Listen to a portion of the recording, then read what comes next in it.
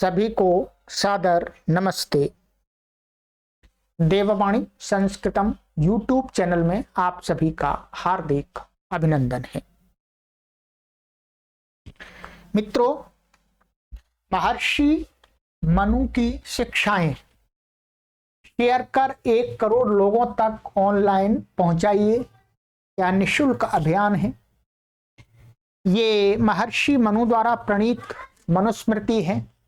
बहुत सारे लोग इस पुस्तक को ठीक प्रकार से न पढ़ने के कारण से इस पुस्तक में जो बातें बताई गई हैं उन बातों के लाभ से वंचित रह जाते हैं। मित्रों, मैं चाहता हूं कि महर्षि मनु के द्वारा जो शिक्षाएं दी गई हैं वो करोड़ों लोगों तक पहुंचे, लोगों का जीवन अच्छा बने, लोग अपने आप को संस्कारी बनाएं। और जो भी मैं यहाँ महर्षि मनु की शिक्षाएं नाम से आपको बताता हूँ, श्लोक आदि, वो सभी श्लोक आदि मूल मनुस्मृति के अंदर हैं। जिन भी किसी महान भाव को कोई शंका होती है या मेरी बातें गलत लगती हैं और उनको ऐसा प्रतीत होता है कि ये मनुस्मृति की बातें नहीं हैं, तो उनसे मेरा एक ही निवेदन है कि इस पुस्तक को मंगा करके आप इनमें मैं एड्रेस देता हूं, पता देता हूं, यहाँ पर श्लोक का अध्याय का, वहां देख लें। पुस्तक को प्राप्त करने का बहुत सरल तरीका हमने आपके लिए बना दिया है। वीडियो के डिस्क्रिप्शन में ऑनलाइन मंगाने के लिए लिंक दिया गया है, उस पर क्लिक करके आप कोई भी मंगा सकते हैं। परंतु जिनको कोई शंका नहीं है, जो सहर्ष स्वीकार करते हैं महर्षि मनु की शिक्षाओं को, उनको सभी को कोटि कोटि नमन।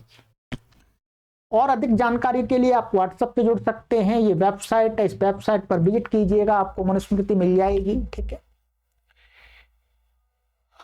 चलिएगा मित्रों, आज मैं एक महर्षि मनु द्वारा लिखित एक श्लोक है। समाज में एक बहुत गलत धारणाएं बनी हुई है और उस गलत धारणा के लिए महर्षि मनु को जिम्मेदार ठहरा दिया है। गलत धारणा ये बनी हुई है मित्रों, मैं आपसे विनम्रता पूर्वक निवेदन करता हूं कि ऐसी एक विचित्र धारणा बन गई है समाज में। कुछ कह सकते हैं गलत विचार वाले लोगों ने ऐसी धारणा पैदा कर दी है कि महर्षि मनु कास्टिज्म को फैलाते हैं। महर्षि मनु इस मनुस्मृति के अंदर ऐसी बातों को लिख लिख करके जातिवाद को बढ़ावा देते हैं। ये बात बिल्कुल एकदम निराधार है। पहली बात, मनुस्मृति के अंदर कोई जाति वाली कोई बात नहीं है, 4 वर्णों वाली बात है। ब्राह्मण, क्षत्रिय, वैश्य और शूद्र, 4 वर्णों का महर्षि मनु विधान करते हैं। तो वर्तमान में प्रचलित जो आपकी कास्ट हैं, जातियां हैं, उनका कोई इस मनुस्मृति के अंदर वर्णन नहीं है। इसलिए आप सभी अपने मस्तिष्क से इस बात को निकाल दीजिएगा कि महर्षि मनु जातिवाद को बढ़ाते हैं। भाई, उन्होंने तो जातिवाद का नाम लिया ही नहीं है। इसमें इतनी मोटी पुस्तक है, इसमें कहीं पर भी किसी भी जाति का नाम नहीं है। आप आद्योपांत पढ़ लीजिए, मेरा निवेदन है। वर्ण है, वर्ण माने संसार के सभी मनुष्यों को मनुस्मृति के लेखक मनु ने 4 विभाग करके बांटा है, माने 4 विभाग से उनको रखा है। इसमें भी एक बहुत बड़ा भ्रम पैदा हो गया है कि महर्षि मनु जन्म से व्यक्ति को ब्राह्मण, क्षत्रिय, वैश्य, शूद्र मानते हैं। ये बात भी पूरी तरह से महर्षि मनु के विचार के विरुद्ध है। महर्षि मनु ऐसा नहीं मानते हैं। महर्षि मनु एकदम अपनी मनुस्मृति के अंदर स्पष्ट लिखते हैं। उसी श्लोक को मैं आपके समक्ष आज प्रस्तुत कर रहा हूं। महर्षि मनु कर्म के अनुसार वर्ण व्यवस्था के विषय में नियम बताते हैं। जन्म के अनुसार किसी भी वर्ण का वो निर्धारण नहीं करते। ये बहुत बड़ी बात है महर्षि मनु को हम कोटि कोटि नमन करते हैं कि उनका इतना श्रेष्ठ विचार, और ये श्रेष्ठ विचार केवल भारत के अंदर ही नहीं है, ये संपूर्ण विश्व के अंदर, सभी देशों के अंदर, सभी लोगों के बीच में भिन्न भिन्न रूप से दिखाई देता है। तो महर्षि मनु जन्म से किसी भी वर्ण व्यवस्था का समर्थन नहीं करते हैं। जो लोग गलत धारणा में जी रहे हैं उनसे मेरा निवेदन है कि आप इस धारणा से निकल जाइएगा। महर्षि मनु ने जो शिक्षाएं दी हैं उनका हमें अपने जीवन में लाभ लेना चाहिए। आइएगा श्लोक महर्षि मनु क्या कहते हैं। कर्मानुसार वर्ण परिवर्तन। महर्षि मनु का एकदम स्पष्ट निर्देश है कि जो मैं वर्ण व्यवस्था के बारे में, 4 वर्णों के बारे में बात कहता हूं, वो जन्मजात वर्ण व्यवस्था नहीं है, वो कर्म के अनुसार व्यवस्था है। जो ब्राह्मण कैटेगरी के कर्म करता है, जो ब्राह्मण के कार्य बताए गए हैं ब्राह्मण वर्ण के, वो ब्राह्मण होता है। जो क्षत्रिय कैटेगरी के कार्य बताए गए हैं उनको जो व्यक्ति कार्य करता है वो क्षत्रिय होता है। और जो व्यक्ति वैश्य, वैश्य का अर्थ है जो वाणिज्य का कार्य करते हैं, जो अर्थव्यवस्था का कार्य करते हैं, वो यदि कोई व्यक्ति वो कार्य करता है तो वो वैश्य वर्ण में आता है। और सेवा आदि, माने सेवा आदि अर्थात उतना उसकी शिक्षा अधिक नहीं हो पाई किसी कारण से, अथवा वो पढ़ने का, शिक्षा प्राप्त करने का उसमें उतना सामर्थ्य नहीं है, तो सेवा आदि का कार्य, सेवा तो सभी करते हैं, परंतु अर्थात जहां जिस सेवा में विशिष्ट रूप से बुद्धि का कम प्रयोग होता हो, ऐसा नहीं माने कम, जहां पर बौद्धिक जो क्रियाएं उनका कम सहारा लिया जाता हो, ऐसी सेवा कार्यों को करने वाले लोगों को शूद्र कहा है। कोई भी इसमें छोटा नहीं है, कोई भी बड़ा नहीं है, कोई भी उच्च और नीच वाला इसमें कोई भाव नहीं है, सभी मनुष्य हैं। कार्यों के अनुसार एक व्यवस्था बनाई गई है। ये व्यवस्था हम जब घर चलाते हैं तो बनानी पड़ती है, गांव चलाते हैं तो भी बनानी पड़ती है, शहर चलाते हैं, प्रदेश चलाते हैं, देश चलाते हैं, तो भी एक व्यवस्था बनानी पड़ती है कि भाई ये लोग ये काम करेंगे, ये लोग ये काम करेंगे। तो उसी श्लोक को मैं आपके समक्ष प्रस्तुत कर रहा हूं मित्रों। ये महर्षि मनु एकदम क्या कहते हैं। महर्षि मनु का ये 10वें अध्याय का 65वां श्लोक है, आप देख लीजिएगा, ठीक है। ये 10वां अध्याय है और ये 65वां श्लोक है, ठीक है। यदि आप इस मनुस्मृति को पढ़ते हैं तो मैं आपको पृष्ठ संख्या भी बता देता हूं, ठीक है, जिससे आपको स्पष्टता हो जाए, ठीक है।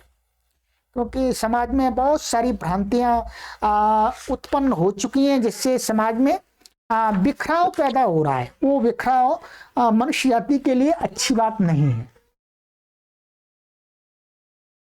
देखिएगा, इसमें है आपका पेज नंबर 561, 561 पेज नंबर है, ठीक है।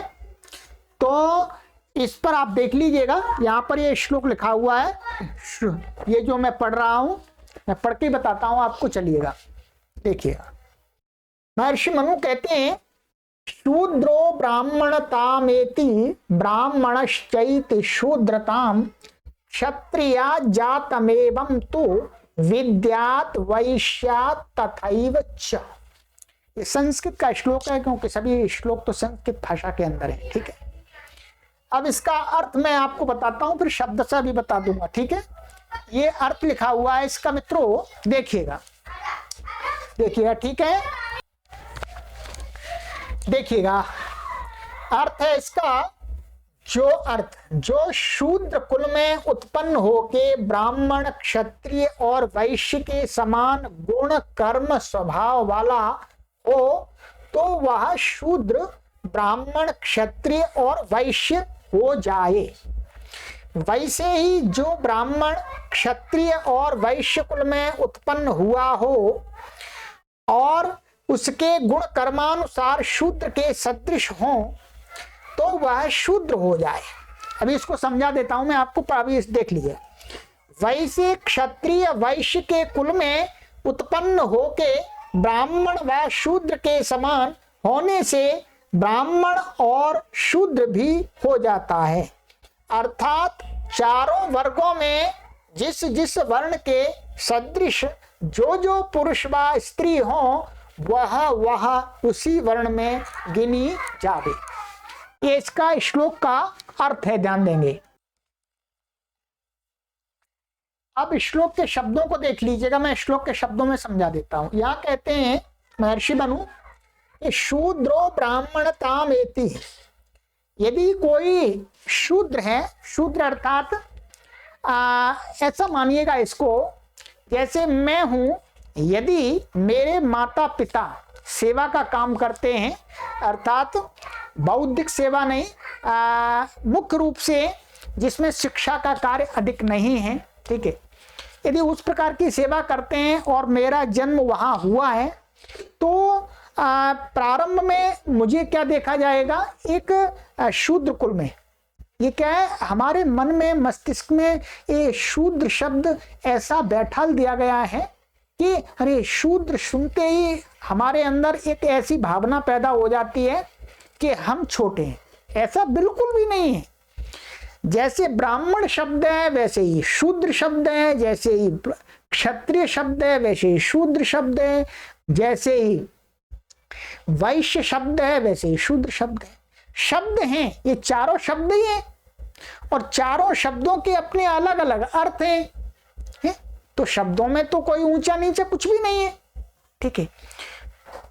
तो क्या है, यदि मैं, मानिएगा मैं धीरे धीरे अपने पुरुषार्थ से विद्या को प्राप्त कर लेता हूं, मैं विद्या का कार्य करने लग जाता हूं, तो महर्षि मनु कहते हैं कि इस प्रकार का कोई शूद्र है तो वो ब्राह्मण बन जाता है। ब्राह्मणताम एति माने ब्राह्मणत्व को प्राप्त हो जाता है। और ये मैं ही नहीं कह रहा और महर्षि मनु नहीं कह रहे, भारत के इतिहास में ऐसे आपको हजारों उदाहरण मिलेंगे, हजारों उदाहरण मिलेंगे जिन्होंने अपने पुरुषार्थ से एक किसी अनपढ़ व्यक्ति के घर में जन्म लेकर के अपने पुरुषार्थ से वो समाज में श्रेष्ठ व्यक्ति बने, आदर्श व्यक्ति बने, महान व्यक्ति बने। यही तो ब्राह्मणत्व है, यही तो ब्राह्मणत्व है। समाज में उच्च स्थान प्राप्त करना अपने कर्मों के अनुसार, यही ब्राह्मणत्व है। इसी प्रकार से कहा कि ब्राह्मणश्चैत शूद्र काम। और मानिएगा कोई ब्राह्मण व्यक्ति है, उसके जो कोई व्यक्ति विद्या आदि का कार्य करता है और भी उपदेश आदि का कार्य करता है, उसके गृह में बालक ने जन्म लिया। अब बालक ने विद्या को प्राप्त नहीं किया, उसको पढ़ाने का प्रयास किया गया, ठीक है, पढ़ाने का प्रयास किया गया, परंतु उसके अपने संस्कार और अपने कर्म और अपनी आलस्यता, निकम्मापन, ठीक है, प्रमादता, इसके कारण से वो पढ़ा नहीं। तो कहते हैं इस प्रकार का व्यक्ति जो ब्राह्मण कुल में भी उत्पन्न होकर के कहते हैं शूद्रता में अर्थात शूद्र बन जाता है। आप देखिए जन्म से नहीं तो नहीं कह रहे, यही कह रहे हैं कि जो वर्ण है, ये वर्ण व्यवस्था है, ये कर्म के अनुसार है। यदि हमारे कर्म होंगे ब्राह्मण के तो हम ब्राह्मण बन जाएंगे, हमारे कर्म होंगे क्षत्रिय के तो हम क्षत्रिय बन जाएंगे, हमारे कर्म होंगे शूद्र के तो हम शूद्र। शूद्र कहने से आप ऐसा मत सोचिएगा, मेरी दृष्टि में चारों बराबर है, चारों को मैं नमन करता हूं, कोई भी छोटा बड़ा नहीं है, ये केवल नाम दिए गए हैं। मानिएगा मेरा नाम आचार्य श्रवण कुमार है, नाम तो रखना ही पड़ेगा, नाम तो रखना ही पड़ेगा। किसी का नाम राजेश है, किसी का नाम भरत है, किसी का नाम रावण है, किसी का नाम लक्ष्मण है, सबके नाम है।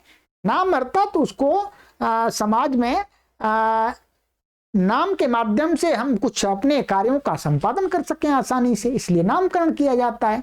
वैसा ही नामकरण ये किया गया है, ठीक है। और कहते हैं क्षत्रिय जातम एवं तो विद्यात वैश्य तथैव च, माने इसी प्रकार से क्षत्रिय कुल में उत्पन्न होने वाला व्यक्ति भी यदि वो क्षत्रिय के कर्म करता है क्षत्रिय बन जाएगा, ब्राह्मण के कर्म करता है ब्राह्मण बन जाएगा। शूद्र के कर्म करता है शूद्र बन जाएगा, ठीक है, माने उसका जो नाम समाज में होगा शूद्र के बुलाने से उसको आह्वान किया जाए तो वो आएगा या वो उसको वहां उसका बोध होगा। और विद्या तु वैश्या तथैव च, ठीक इसी प्रकार से वैश्य को भी जान लीजिएगा। यदि कोई व्यापारी वर्ग का व्यक्ति है, उसका बेटा पढ़ करके पढ़ाने आदि का कार्य करता है तो फिर वो ब्राह्मण बन गया, ठीक है। और यदि वो व्यापारी का व्यक्ति है, बिजनेसमैन का कोई संतान है, वो पढ़ नहीं पाती है, वो पढ़ाने का कार्य नहीं कर सकती है, सेवा का कार्य करती है, बहुत सारे आपको उदाहरण मिलेंगे, तो वो फिर शूद्र की कैटेगरी में आ गया, ठीक है। क्योंकि हमें समाज को चलाने के लिए 4 प्रकार के लोग चाहिए। देखिएगा, विद्या का प्रचार प्रसार करने वाले लोग चाहिए, ठीक है, और देश की रक्षा करने के लिए लोग चाहिए, और देश की अर्थव्यवस्था चलाने के लिए लोग चाहिए, और हमें जिसको हम 4th क्लास कहते हैं, ठीक है, क्लास अब भी है, हम किसी को 4th क्लास कहते हैं तो खराब नहीं लगता,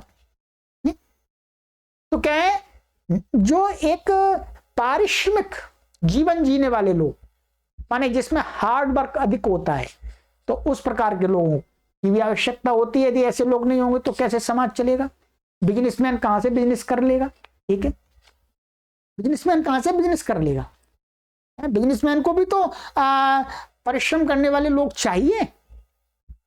तो महर्षि मनु का इस श्लोक में एकदम साक्षात निर्देश है कि महर्षि मनु कहते हैं कि भाई मेरे अनुसार तो मनुष्यों का जो ब्राह्मण, क्षत्रिय, वैश्य और जो शूद्र, ये 4 वर्ण जो हैं वो किसके अनुसार हैं?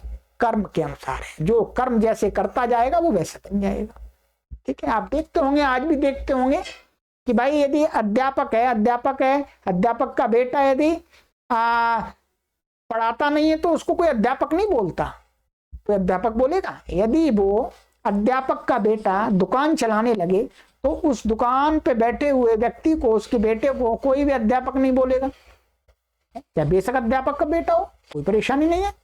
वैसे ही यहां पर है? वैसे ही बिल्कुल यहां पर है। अब वर्तमान में जो एक लोगों ने अलग व्यवस्था बना दी है, उसके जिम्मेदार महर्षि मनु तो नहीं है, वो तो समाज है। समाज को उसमें परिवर्तन लाना चाहिए, परंतु महर्षि मनु को नहीं बीच में लाना चाहिए कि महर्षि मनु ने ये गलत किया है। महर्षि मनु तो साक्षात कह रहे हैं जी, और इस व्यवस्था को संपूर्ण दुनिया के लोग स्वीकार करते हैं। नाम अलग हो सकते हैं, जैसे मैंने बता दिया आपको, 4 क्लासेस में लोगों को बांट देते हैं, 1st class, 2nd class, 3rd class, 4th class, है संपूर्ण सोसाइटी को। यहां पर ये नाम दिए प्राचीन काल में, ठीक है, क्योंकि भारत देश में प्राचीन काल में यही एक आपका आचार ग्रंथ था, है, और शासन को चलाने वाला ग्रंथ था, तो इसमें इस प्रकार से कहा गया है। तो मेरा आपसे सभी से यही निवेदन है कि आप सभी महर्षि मनु के बारे में जो भ्रांति आपके मन में है उसको दूर करें। हाँ, समाज में जो गलत प्रचलन धारणाएं हैं, जो बुराइयां हैं, उनको हमें समाप्त करने का निरंतर प्रयास करना चाहिए। और मैं एक शिक्षक होने के नाते मैं हमेशा यही प्रयास करता रहता हूं कि समाज में कोई मेरी बातों से बुराई ना फैले। मेरे बातों से, मैं जो भी कुछ बोलता हूं, मेरे शब्दों के माध्यम से समाज में प्रेम बढ़ना चाहिए, समाज में द्वेष नहीं बढ़ना चाहिए। तो मैं शिक्षक हूं, मैं ब्राह्मणत्व का कार्य कर रहा हूं। ब्राह्मण का कार्य होता है समाज को संगठित करने का, समाज में लोगों को जोड़ करके रखने का, समाज में एकता पैदा करने का, ठीक है। समाज में अपने पूर्वज, अपने महापुरुषों की प्रतिष्ठा को स्थापित करने का, लोगों को जागरूक करने का, आगे आने वाली पीढ़ियां हमेशा जागरूक रहें, श्रेष्ठ मार्ग पर चलती रहें, इस प्रकार की बातों का प्रचार प्रसार करना होता है। मैं उसी प्रकार की बातों का प्रचार प्रसार करता हूं। संस्कृत के माध्यम से मैं इसी प्रकार का आंदोलन चला रहा हूं। तो चलिएगा मित्रों, मेरा आपसे यही निवेदन है कि आप महर्षि मनु के विषय में अपनी गलत धारणा को हटाइएगा। समाज में जो गलत धारणा बैठी हुई है उसको दूर करने के लिए आप प्रयास कीजिएगा। हम भी प्रयासरत हैं, सभी को प्रयासरत रहना चाहिए। हम सभी परम पिता परमेश्वर की श्रेष्ठ संतान हैं। इस मनुष्य योनि में कोई भी व्यक्ति आया है वो सर्वश्रेष्ठ व्यक्ति है, उसका हम सम्मान करते हैं। वो हमारी दृष्टि में इस संसार का एक श्रेष्ठ प्राणी है। ये मनुष्य में जन्म ही तभी मिलता है जब हमारे अच्छे कर्म होते हैं मित्रों, ये तो हर व्यक्ति मानता है। यदि मेरे अच्छे कर्म नहीं है तो मुझे मनुष्य का जन्म मिलता ही नहीं। तो इस मनुष्य योनि में जो भी कोई आया उसको मैं कोटि कोटि नमन करता हूं, आप सभी को प्रणाम करता हूं और निवेदन करता हूं कि आपको ये शिक्षाएं अच्छी लगती हैं तो आप अपने परिवारों तक एक वीडियो को शेयर करके पहुंचाइएगा। मेरा एक ही लक्ष्य है कि जो हमारी भारतीय संस्कृति है, सत्य सनातन वैदिक धर्म है, उसको शुद्ध रूप में आपके घर तक पहुंचाना, आपकी पीढ़ियों तक पहुंचाना, आपके बालकों तक पहुंचाना, आपकी बालिकाओं तक पहुंचाना। क्यों? क्योंकि शुद्ध रूप में लोग आजकल प्रचार नहीं करते हैं। लोभ और लालच के कारण से शास्त्रों के विपरीत, शास्त्रों के नाम से बातों का प्रचार प्रसार करते हैं। मैं ऐसा नहीं करना चाहता हूं। मैं एक संस्कृत का विद्वान हूं, इसलिए हमारे ऋषियों ने, मुनियों ने जो बातें बताई हैं उनको उसी रूप में आपके समक्ष प्रस्तुत करता हूं। चलिएगा, सभी को सादर प्रणाम।